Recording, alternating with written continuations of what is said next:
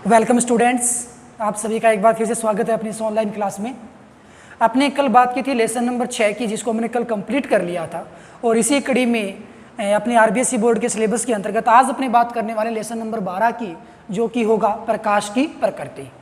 जैसा कि lesson number 11 प्रकाशिकी था और लेसन नंबर 12 प्रकाश की प्रकृति है, ये दोनों ही लेसन एक यूनिट का निर्माण करेंगे और दोनों लेसन से जो यूनिट बनेगी वो यूनिट मेन एग्जाम में 9 नंबर की होगी। यानी कि 11वां और 12वां दोनों लेसन मिलके 9 नंबर के आने वाले हैं।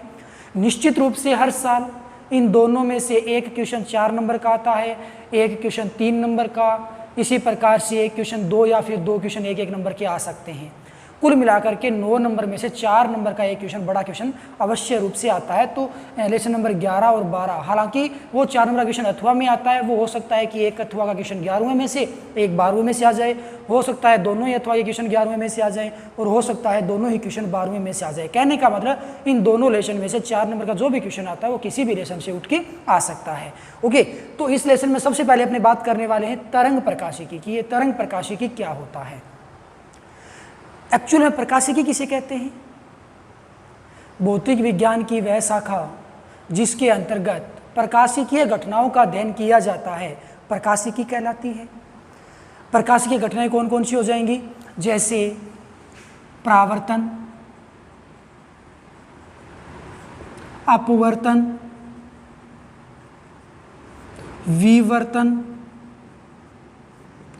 ध्रुवण, अध्यारोपण, या यूं कह लो व्यतिकरण। इसके अलावा और भी बहुत सारी, जैसे रमन प्रभाव,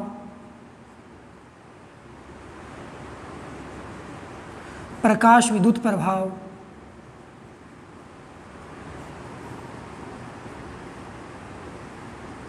या फिर क्रोम्पटन प्रभाव। ये बहुत सारी जो भी घटनाएं हैं, ये सारी की सारी घटनाएं प्रकाशिकीय घटनाएं हैं। अब ये प्रकाशिकीय घटनाएं होती कौन सी है?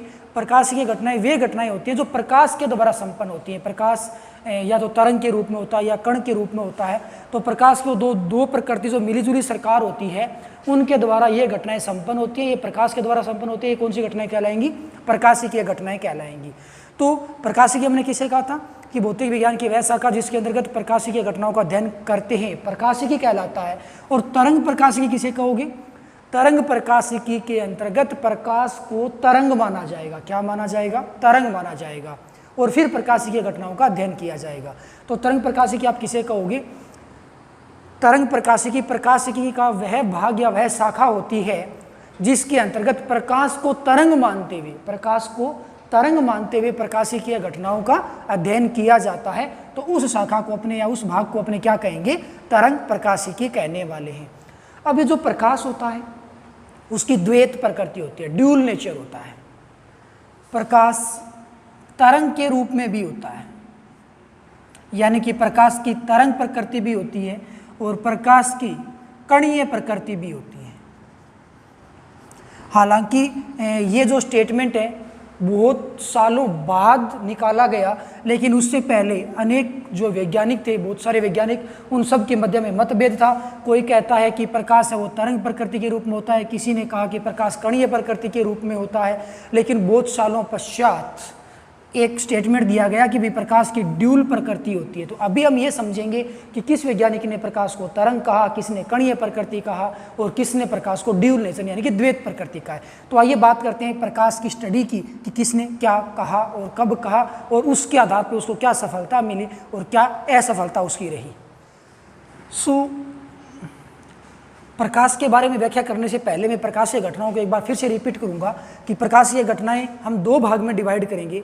कुछ तो प्रकाशीय घटनाएं वे घटनाएं होंगी जो प्रकाश की तरंग प्रकृति पर आधारित होंगी, और कुछ घटनाएं वो घटनाएं होंगी जो प्रकाश की कणीय प्रकृति पर आधारित होंगी। तो सबसे पहले अपने यहाँ लिख लेते हैं तरंग प्रकृति के आधारित कौन कौन सी है। परावर्तन है, अपवर्तन है, विवर्तन है, व्यक्तीकरण है। ओके, इसके अलावा और भी बहुत सारी घटनाएं हैं। ओके, अब अपने बात कर लेते हैं जो कणीय प्रकृति पर आधारित है। कणीय प्रकृति पे रमन प्रभाव, क्रॉम्पटन प्रभाव, प्रकाश विद्युत प्रभाव, ये सारी परिघटनाएं जो होंगी वो प्रकाश की कणीय प्रकृति पर आधारित होंगी। इसका मतलब क्या हो गया, हालांकि ये सारी परिघटनाएं प्रकाश के द्वारा संपन्न होती हैं, लेकिन जब प्रकाश को हम तरंग मानेंगे तो इन परिघटनाओं को हम देख पाएंगे, और प्रकाश को यदि कण मानेंगे तो हम इन परिघटनाओं को देख पाएंगे। मतलब ये हो गया कि ये प्रकाश को तरंग मानने पे ही प्राप्त होंगी या देखा जा सकेगा, और ये प्रकाश को कणीय प्रकृति मानने पर ही इसको देखा जा सकेगा या फिर ये संपन्न हो पाएंगी। ओके, तो हमने इस परिघटनाओं को दो भाग में डिवाइड कर लिया है, और इन परिघटनाओं के आधार पर हम प्रत्येक प्रकाश की प्रकृति का अध्ययन करने वाले हैं। तो सबसे पहले अपने बात करेंगे प्रकाश की तरंग प्रकृति की। प्रकाश की तरंग प्रकृति की व्याख्या सबसे पहले किसने की थी? जी, हाइजेन का तरंग सिद्धांत।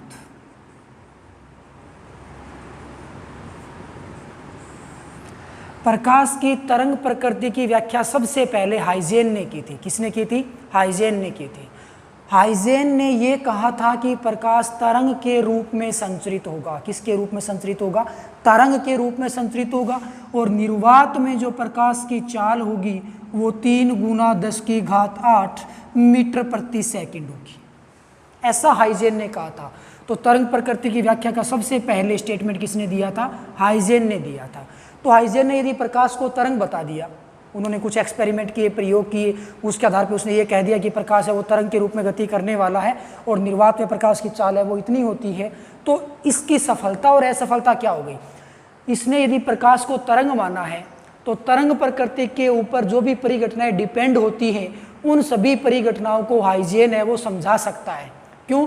क्योंकि उसने प्रकाश को तरंग मान लिया है, अतः वो इन परिघटनाओं को आसानी से समझा सकता है, इसकी व्याख्या कर सकता है, क्योंकि ये तरंग प्रकृति के आधार पर संपन्न हो पाती है। उसने ऐसा कतई नहीं कहा कि प्रकाश कण के रूप में होता है। अतः आप हाइजेन के स्टेटमेंट के अनुसार प्रकाश के लिए रमन प्रभाव, क्रॉम्पटन प्रभाव और प्रकाश विद्युत प्रभाव की व्याख्या नहीं कर सकते। तो इसकी सफलता क्या हो गई कि इस सिद्धांत के आधार पर हम प्रकाश के परावर्तन, अपवर्तन, विवर्तन, व्यतिकरण, ध्रुवण आदि की व्याख्या कर सकते हैं। और असफलता क्या हो गई कि हम रमन प्रभाव, क्रॉम्पटन प्रभाव, प्रकाश विद्युत प्रभाव आदि की व्याख्या नहीं कर सकते। तो ये था अपने पास पहला स्टेटमेंट किसका? हाइजेन का तरंग सिद्धांत। अब अपने सेकंड स्टेटमेंट की बात करते हैं कि कणीय प्रकृति किसने कहा था? न्यूटन का कणिकावाद सिद्धांत।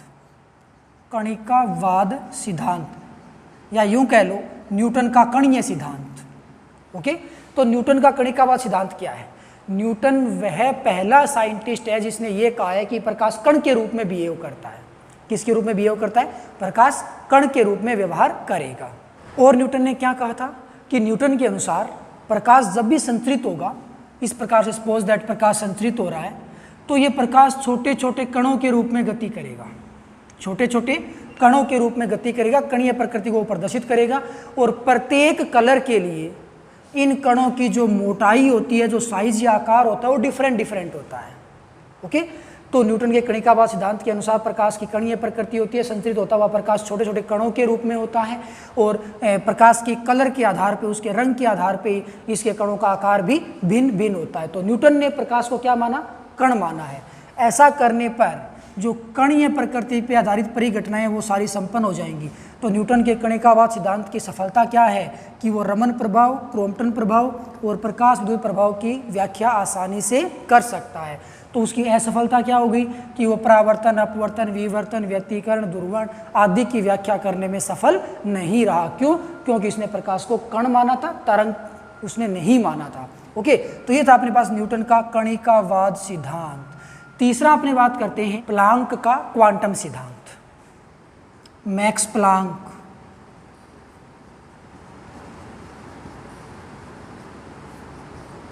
का क्वांटम सिद्धांत। क्वांटम का मतलब होता है छोटे छोटे टुकड़े। मैक्स प्लांक ने क्या कहा था कि जो भी प्रकाश होगा, गतिशील प्रकाश होगा या फिर किसी पृष्ठ के द्वारा अवशोषित किया जाने वाला प्रकाश या पृष्ठ से निर्गत होने वाला प्रकाश छोटे छोटे कणों के रूप में होता है। किसके रूप में होता है? छोटे छोटे कणों के रूप में होता है और इन प्रकाश के छोटे छोटे कणों को क्वांटा कहते हैं। ये जो कण होते हैं ये ऊर्जा युक्त कण होते हैं, यानी कि प्रत्येक कण के पास अपनी खुद की ऊर्जा होती है और इस ऊर्जा युक्त कणों को फोटोन भी कहा जाता है। क्या कहा जाता है? फोटोन या क्वांटा उन ऊर्जा युक्त कणों को कहते हैं। तो प्लांक ने यह कहा था कि किसी भी पृष्ठ के द्वारा अवशोषित या उत्सर्जित होने वाला प्रकाश या गतिशील होने वाला प्रकाश छोटे छोटे कणों के रूप में होता है। इस कणों को क्वांटा कहते हैं और प्रत्येक कण की अपनी एक निश्चित ऊर्जा होती है और इन ऊर्जा युक्त कणों को फोटोन भी कहा जाता है। अब इसके अंदर क्या होगा कि जब ये प्रकाश गति करेगा छोटे छोटे कणों के रूप में होगा तो प्रत्येक फोटोन यानी कि प्रत्येक क्वांटा की जो एनर्जी होती है ई, वो हमेशा उस प्रकाश की आवृत्ति पे डिपेंड करती है, आवृत्ति के समानुपाती होती है। तो आवृत्ति को मैं यहाँ पे न्यू बोलूँगा तो ई बराबर यहाँ से बन जाएगा एच न्यू। ये समीकरण तो आप लोगों ने सुनी होगी 9th क्लास में या 10th क्लास में, ई बराबर एच न्यू। ये है क्या? ये मैक्स का प्लांक क्वांटम सिद्धांत है, मैक्स प्लांक का क्वांटम सिद्धांत है। तो ई बराबर एच न्यू, ये मैक्स प्लांक के द्वारा प्रदान की गई एक समीकरण होती है जहाँ पे ई है वो ऊर्जा होती है और न्यू है वो आवृत्ति होती है। तो मैक्स प्लांक के अनुसार प्रकाश छोटे छोटे कणों के रूप में होगा जिसे हम क्वांटा कहेंगे और प्रत्येक क्वांटा की यानी कि प्रत्येक कण की अपनी एक ऊर्जा होती है और ऊर्जा युक्त कणों को फोटोन भी कहा जाता है और प्रत्येक फोटोन की जो एनर्जी होती है उसका मान कितना होता है? उसका मान ई बराबर एच न्यू होता है। इसके आधार पर आप प्रत्येक कण की ऊर्जा बता सकते हो। तो प्लांक ने जब प्रकाश को क्वांटम माना है, कण माना है, तो इसमें से आप शायद समझ गए होंगे कि उसकी सफलता क्या रही होगी। तो कण मान लिया तो भाई रमन प्रभाव, क्रॉम्पटन प्रभाव और प्रकाश विद्युत प्रभाव, इन तीनों की वो आसानी से व्याख्या कर पाएगा। ओके, तरंग प्रकृति की वो व्याख्या नहीं कर पाया। उसने ये नहीं कहा कि भी तरंग के रूप में बिहेव करेगा प्रकाश, तो वो परावर्तन, अपवर्तन, विवर्तन, व्यतिकरण, दुर्वर्ण, अध्यारोपण वगैरह इन सभी परिघटनाओं की वो व्याख्या करने में असफल रहा था। तो कुल मिलाकर के बात ये हो गई कि जिस वैज्ञानिक ने प्रकाश का जैसा रूप माना है उसके अकॉर्डिंग उसकी सफलताएं और असफलताएं निकल के आ जाती है। अब अपने नेक्स्ट बात करते हैं मैक्सवेल का।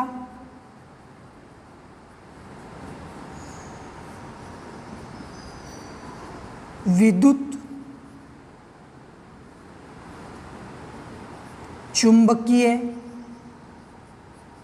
तरंग सिद्धांत। एक साइंटिस्ट था मैक्सवेल, उसने अपनी अलग ही थ्योरी दी थी।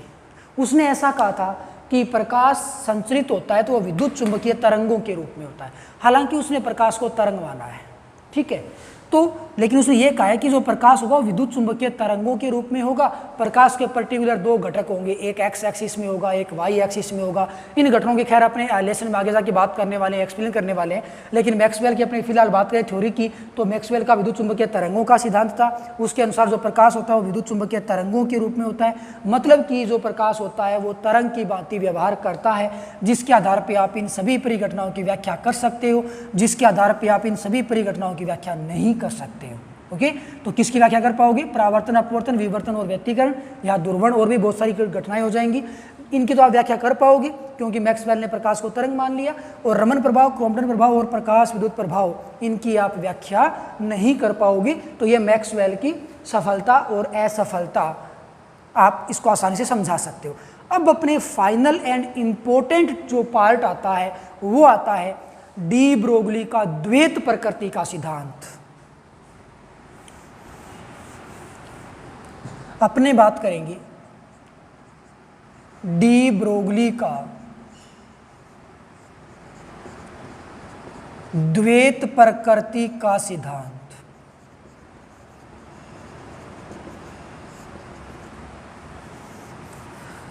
ये सिद्धांत जो है वो प्रकाश के नेचर को एक्सप्लेन करने के लिए एक इम्पोर्टेंट साबित हुआ है, अहम भूमिका इसने निभाई है। तो प्रकाश ड्यूल नेचर के रूप में होता है, द्वैत प्रकृति प्रदर्शित करता है। इसकी व्याख्या किसने की थी? एकमात्र साइंटिस्ट डी ब्रोगली ने ऐसा कहा था कि प्रकाश की ड्यूल नेचर होती है, द्वैत प्रकृति होती है। प्रकाश तरंग के रूप में भी होगा, किसके रूप में होगा? तरंग के रूप में भी होगा, और प्रकाश कणीय प्रकृति के रूप में भी होगा। यानी कि प्रकाश की द्वैत प्रकृति होगी, तरंग और कणीय। अब इसके आधार पे डी ब्रोगली ने प्रकाश को तरंग माना, तो आप परावर्तन, अपवर्तन, विवर्तन, दुर्वर्ण, व्यतिकरण, अध्यारोपण, इन सभी की परिघटनाओं की आप व्याख्या कर पाओगे। डी ब्रोगली ने कणीय प्रकृति माना तो रमन प्रभाव, क्रॉम्पटन प्रभाव, प्रकाश द्वीत प्रभाव आदि की भी व्याख्या वो आसानी से कर पाया। कहने का मतलब डी ब्रोगली ने जब द्वैत प्रकृति मान ली तो सारी परिघटनाओं की व्याख्या आसानी से की जा सकी। प्रकाश तरंग प्रकृति के रूप में होता है, इस बात को तो पहले व्याख्या की जा चुकी थी। किसने की थी? हाइजेन ने ऐसा कहा था कि तरंग प्रकृति होती है, उसने इसको समझाया था। इसका मतलब तरंग प्रकृति होती है। प्रकाश की कणीय प्रकृति भी होती है, ऐसा न्यूटन ने बोल दिया, मैक्स प्लांक ने बोल दिया, मैक्स प्लांक ने बोल दिया। इसका मतलब प्रकाश की तरंग प्रकृति भी होती है, इसमें कोई विरोधाभास है ही नहीं।